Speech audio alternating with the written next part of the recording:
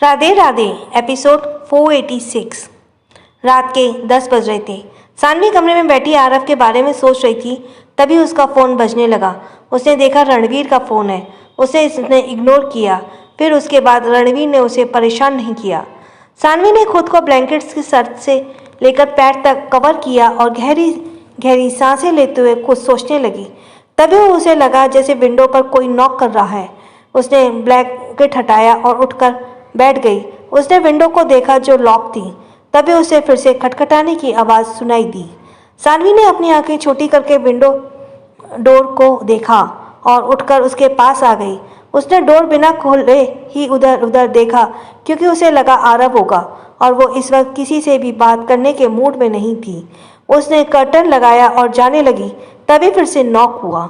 वो झुल्लाते हुए विंडो के पास आई और उसे खोलते हुए तेज आवाज में बोली, आरव, हम जानते हैं ये तुम हो, इसलिए हमें परेशान करना बंद करो और जाओ यहाँ से। हमें तुमसे कोई बात नहीं करनी। ये कहने के बाद उसने डोर को बंद करना चाहा तो किसी ने दरवाजे को कसकर पकड़ लिया। सानवी हैरानी से सामने देखने लगी। उसके सामने आरव लटक रहा था। सानवी की आंखें बड़ी बड़ी हो गईं। वो उसको अंदाज़ा सही था। आधी रात को आरव के अलावा और कौन ही हो सकता था जो इस तरह चोरों की तरह उसके कमरे में आए। उसने कहा, आरव, तुम यहाँ क्या कर रहे हो? आरव बोला, princess, open the door. Saanvi ने गुस्से से उसे देखा और बोली, आरव, तुम जाओ यहाँ से। हमें तुमसे कोई बात नहीं करनी और ना ही कुछ सुनना है। आरव ने इस बार तेज आवाज में कहा, Saanvi, I said open the door. उसकी आवाज़ इतनी डोमिनेटिंग थी कि सानवी के अंदर सिरन सी दौड़ गई। सानवी ने दरवाज़ा बंद करते हुए बोला, no, whatever you want, I want open the door. पर तब तक आरव ने दरवाजे को फोर्स के साथ धक्का दिया और अंदर खुल गया और वह अंदर की तरफ कूद गया। सानवी कुछ कहती उससे पहले आरव ने उसके मुंह पर हाथ रखा और उसे पकड़कर दीवार से लगा दिया। सानवी की आंखें अब बस बाहर ही आने वाली थी। उसने महसूस किया आरव होश में नहीं है। उसकी लाल आंखें और उसके पास से आ रही स्मेल से पता चल रहा था कि वो कितना नशे में है। आरव ने उसे अपनी नशीली आंखों से देखा और लड़खड़ाती जुबान से बोला, सानवी, मेरी प्रिंसेस, मुझसे बहुत बड़ी गलती हो गई। मैं तुमसे माफ़ी मांगने आया हूँ। I am so sorry baby. ये कहने के बाद वो उसके गले से लग गया। सानवी ने उसे खुद से दूर किया और वो तेज़ आवाज़ में बोली, आरव, जस्ट शट अप। हमें कुछ नहीं सुनना।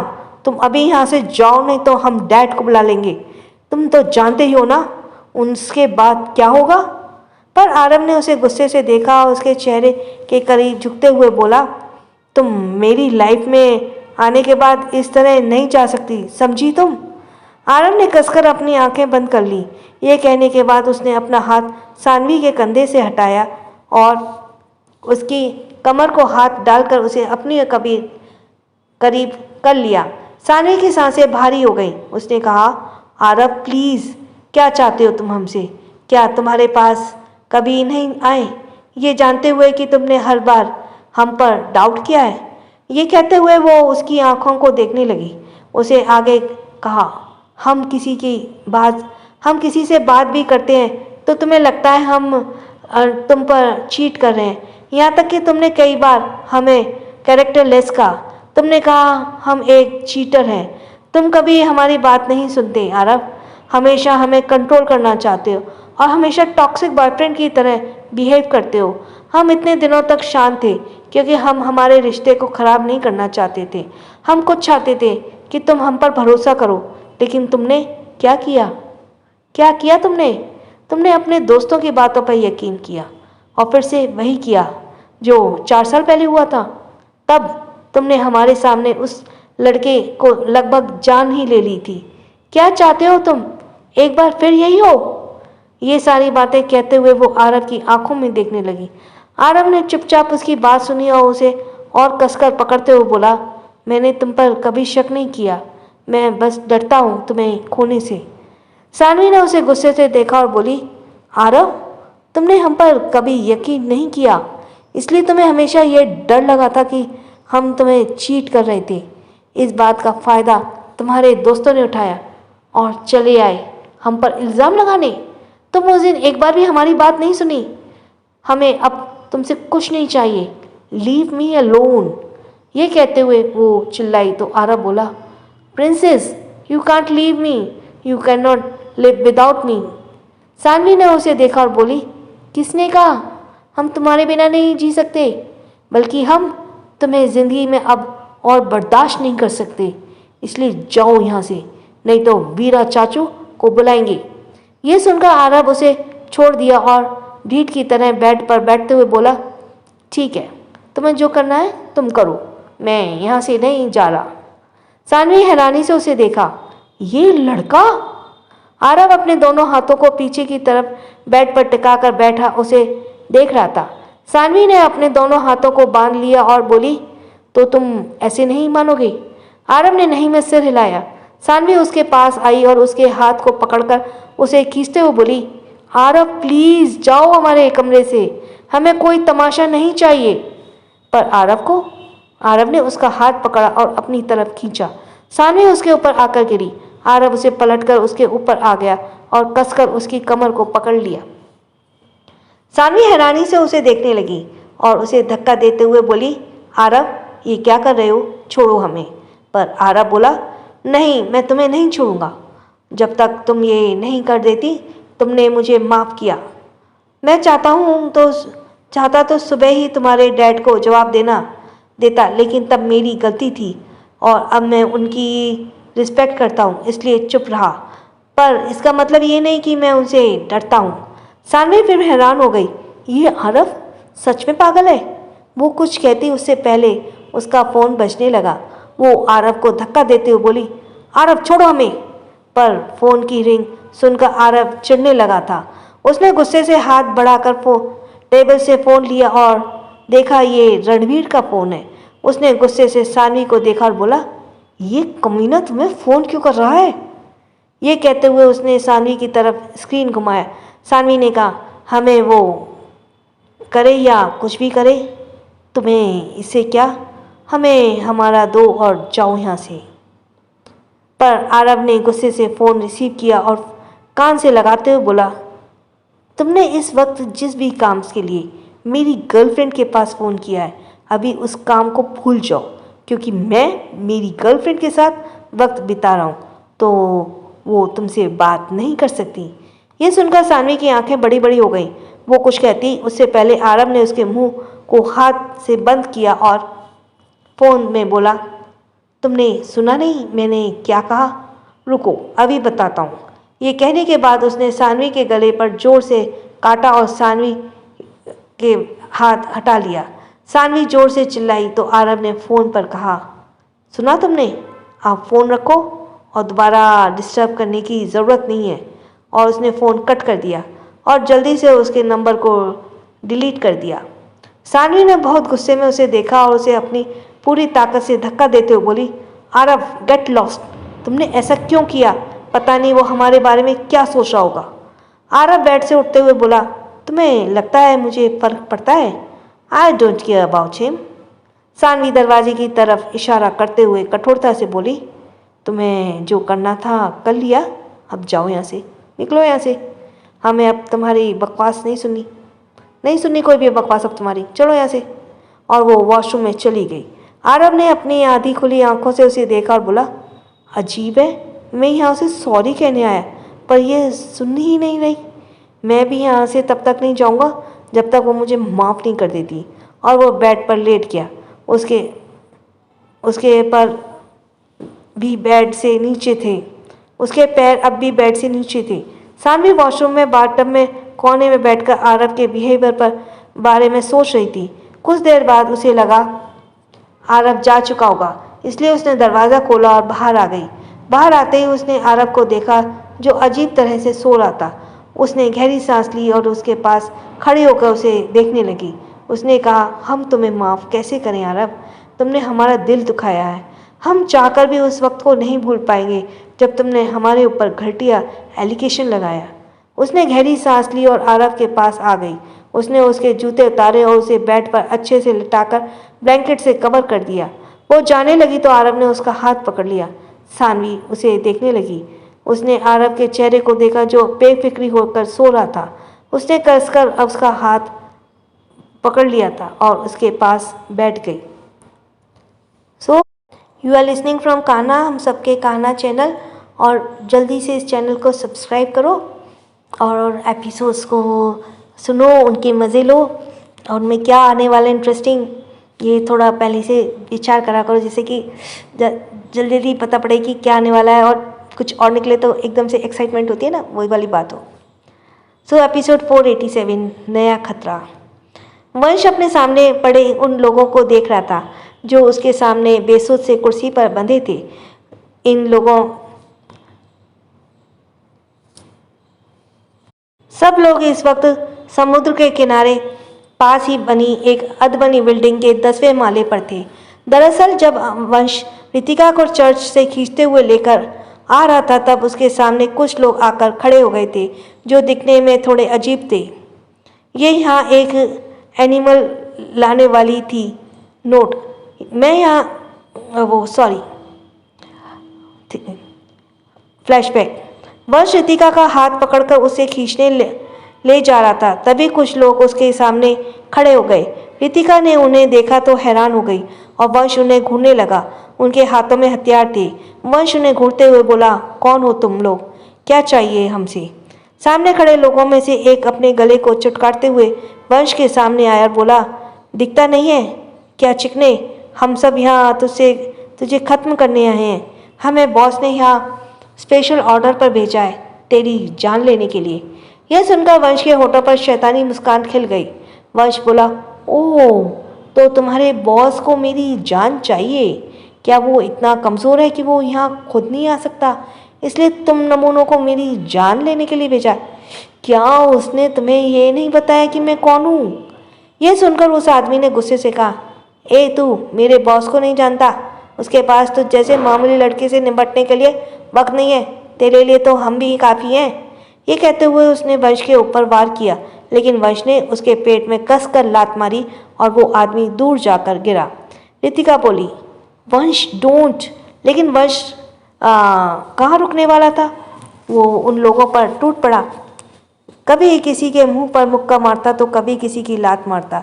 रितिका ने ये सब अमेज्ड होकर देख रही थी, कैसे वंश उन लोगों पर अपनी बॉक्सिंग स्किल का यूज़ कर रहा था।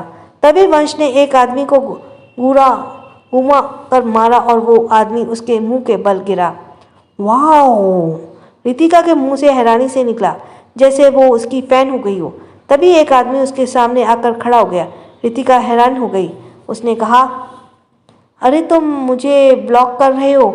हमें सामने से कितना अच्छा नज़ारा है, कितना कूल लग रहा है हमें। बॉयफ्रेंड उससे लड़ते हुए, बिल्कुल हीरो की तरह मेरा बॉयफ्रेंड लड़ रहा है। ये कहने के बाद उसने वंश की नज़र उतारी और उसके सामने खड़े इंसान से गुस्से से उसे देखा और एक थप्पड़ उसके गाल पर जड़ दिया। रितिका अगले ही पल मुंह के बल गिरी थी।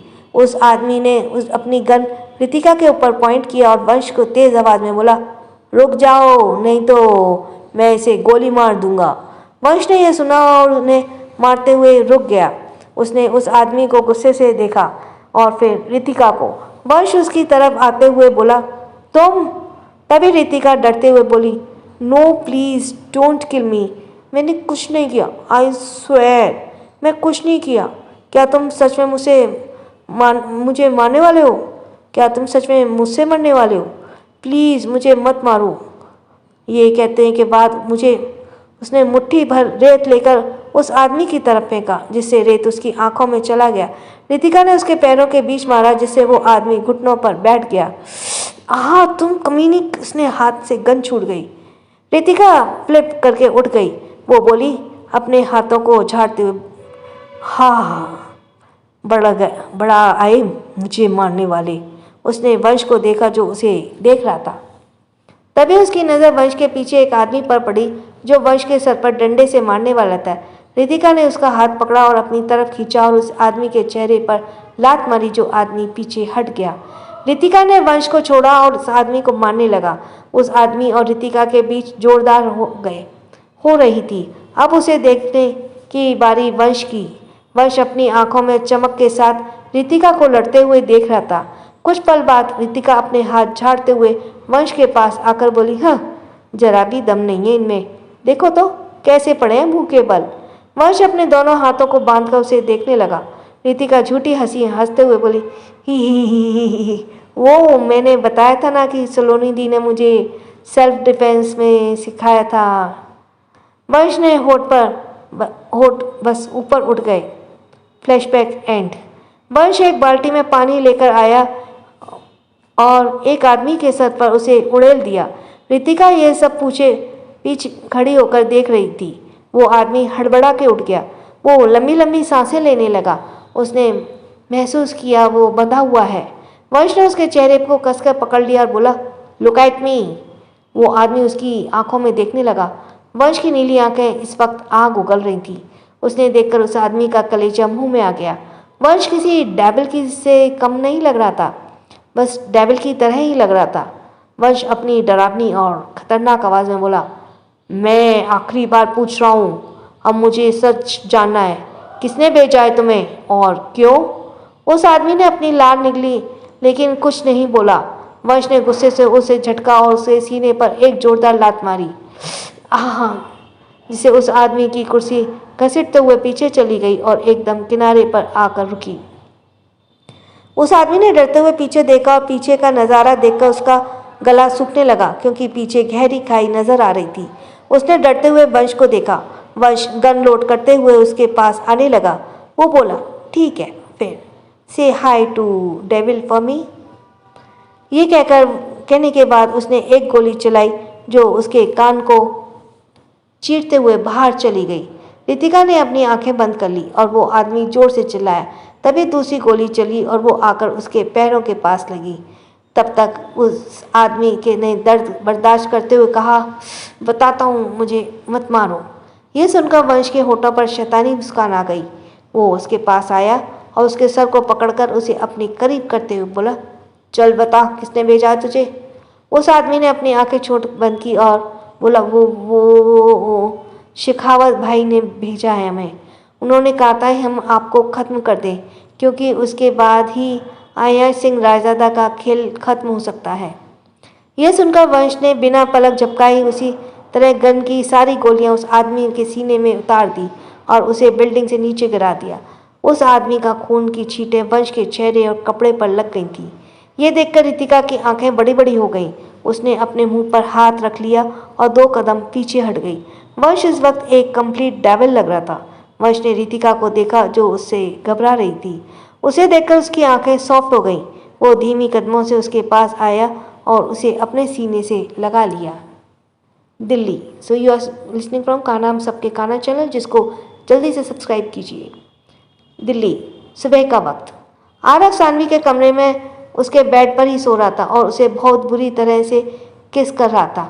कुछ देर बाद आरव ने उसके होठों को छोड़ा और उसके लाल चेहरे को देखते हुए बोला, princess I love you so much. अचानक से किए इस कन्फेशन से सानवी हैरान हो गई और देखने लगी। वो मुस्कुराई और उसके गले से लगते हुए बोली, लव यू टू आरव, हम तुमसे बहुत प्यार करते हैं। खुशी के मारे आरव ने उसके चेहरे को पकड़ लिया और पूरे चेहरे को चूमने लगा। वो बोला, I know baby, love you so much. तभी वहाँ पर अचानक से बाढ़ आ गई और आरव हड़बड़ाते हुए उठकर बैठ गया। वो गहरी गहरी सांसें लेते हुए अपने चेहरे से पानी साफ करते सामने देखा, जहाँ पर सानवी अपने दोनों हाथों को बांधकर उसे ही देख रही थी और उसके पास ही एक बाल्टी पड़ा था। उसे याद आया कल रात वो सानवी के कमरे में था, जो एक बहुत खूबसूरत सपना देख रहा था, लेकिन सानवी ने उसके सपने पर पानी फेर दिया। इसके लिए वो उसे कभी माफ़ नहीं करेगा। आरव ने इधर उधर देखा। सानवी बोली, अब अगर तुम्हारा तकिए को किस करना हो गया हो तो उठो और जाओ यहाँ से, हमें अभी ये कमरा खाली चाहिए। आरव ने कहा, लेकिन मैं, पर सानवी उसे रोकते हुए बोली, हमने कहा जाओ यहाँ से आरव, हमें अब कोई बात नहीं सुननी। तुम्हें जो करना था वो कर लिया, अब हमें कोई तमाशा नहीं चाहिए, इसलिए अच्छा होगा तुम जाओ यहाँ से। आरव वो अपने बाल बनाते हुए कमरे से बाहर चली आई। आरव ने खुद को देखा, वो पूरी तरह से पानी में से हुआ था और उसके पास से शराब की स्मेल आ रही थी। उसका मुंह बन गया। सानवी कमरे से बाहर आ रही थी कि उसकी नज़र सामने से आ रहे रूहानी पर पड़ी। एक पेपर हुए जल्दी जल्दी उसकी तरफ आ रही थी। तभी उसका पैर कारपेट में उलझा और वो लड़खड़ा गई। उसने खुद को संभाला और पर पेपर छूटकर उठते हुए सानवी के पैरों के पास आकर गिरी। रूहानी ने उसे देखा तो उसके चेहरे के भाव बदल गए, क्योंकि उस रात जब सानवी ने उससे बदतमीजी से बात की थी, तब से रूहानी को उससे बात करने में थोड़ा अजीब महसूस हो रहा था। सानवी ने उसे देखा और पेपर को उठाकर उसके पास आ गई। वो उसे देते हुए बोली, भाभी आपका पेपर। रूहानी का ध्यान आया कि वो पेपर को लेते हुए बोली, ओह हाँ थैंक्स रूहानी, ये बहुत ज़रूरी था हमारे लिए। और वो जाने लगी तो सानवी ने उसका हाथ पकड़ लिया और उसे रुकते हुए बोली, भाभी एक मिनट। रूहानी उसे सवालिया नज़रों से देखने लगी। सानवी ने उसे देखा और गिल्टी टोन में बोली, भाभी एक्चुअली हमें आपसे माफ़ी मांगनी थी। उस दिन हमने आपसे बदतमीजी से बात की थी, हमें आपसे उस तरह बात नहीं करनी चाहिए थी। रूहानी ने यह सुना और उसने अपने होठों को दांतों में दबा लिया। वो बोली, कोई बात नहीं सानवी, हमें बुरा नहीं लगा। पर सच तो ये था कि रूहानी को सच में सानवी की बातों का बुरा लगा था। सानवी मुस्कुराई और उसके गले लगते हुए बोली, थैंक्स भाभी, आपने हमें माफ़ कर दिया, आप बहुत अच्छी हैं। रूहानी मुस्कुराई और उसके पीठ पर सहलाते हुए बोली, अब तुम हो ही इतनी प्यारी कि हम तुम्हें चाहकर भी नाराज़ नहीं रह सकते। तभी उन्हें पीछे से सिया की आवाज़ आई, दैट्स नॉट फेयर गर्ल्स, आप दोनों मुझे कैसे भूल गए। रूहानी और सानवी पहले उसे देखने लगे, फिर एक दूसरे को। सिया ने फिर से बच्चों की तरह कहा, मुझे भी हक चाहिए। सानवी और रूहानी ने उसे पकड़कर अपनी तरफ खींचा और उसे भी अपने ग्रुप में शामिल कर लिया। तभी सानवी ने कहा, काश आद्या दी, आरवी और ख्वाहिश भी हमारे साथ होती। रूहानी और सिया ने ख्वाहिश के बारे में बहुत सुना था, उसने कभी उसे सामने से नहीं देखा था।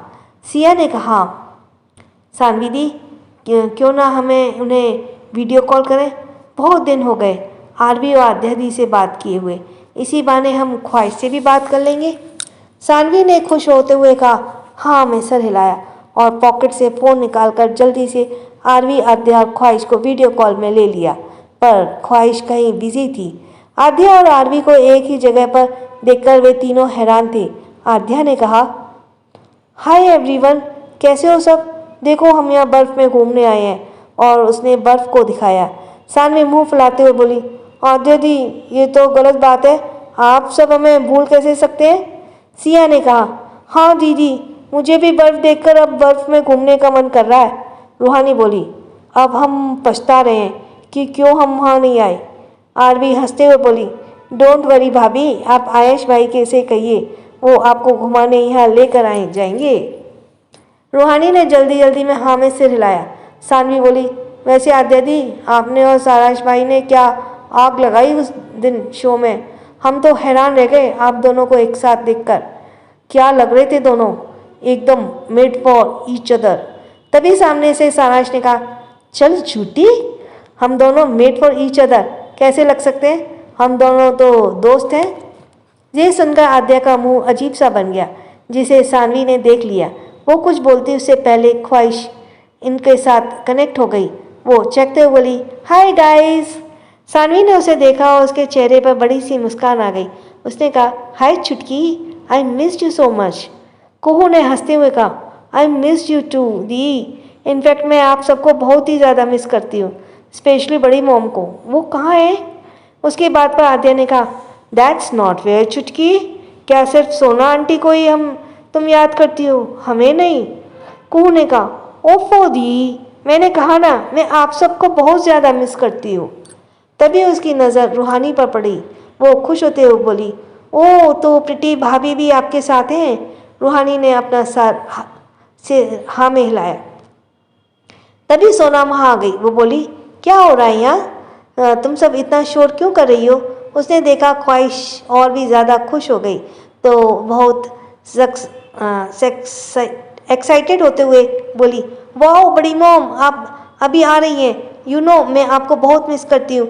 2 दिन बाद दिल्ली आ रही हूँ बास्केटबॉल मैच के लिए। मुझे आपसे मिलने का बहुत मन कर रहा है। आप ना मेरे लिए बेसन के लड्डू तैयार रखना। नहीं, गाजर का हलवा और चॉकलेट केक भी। और ना, वो कह ही रही थी कि सोना उसे रोकते हुए बोली, बस हमारी दिल्ली एक्सप्रेस, हमें पता है तुम्हें क्या पसंद है, पहले तुम घर आ जाओ। ये कहते हुए उसने सानवी के हाथ से फ़ोन लिया और दूर जाकर बात करने लगी। सानवी, रूहानी और सिया ठगी सी रह गईं। सोना ख्वाहिश से बातें करते हुए नीचे आ गई, जहाँ पर पीहू, नीलिमा भी मिल गए। वे सब बातें करने लगे। कुछ देर बाद बातें करने के बाद कुहू ने कहा, ओके गाइस, मैं अब मेरे दोस्तों के साथ स्केटिंग के लिए जा रही हूँ। मैं आप सबके 2 दिन बाद आकर मिलूंगी। Bye, love you all. Sona ने बहुत प्यार से उसे देखा और अपने हाथ को होठों से छू कर फ़ोन को लगाने बोली, बाय बच्चा, तुम अपना ध्यान रखना। उससे बात करते हुए सोना बहुत इमोशनल हो रही थी। सो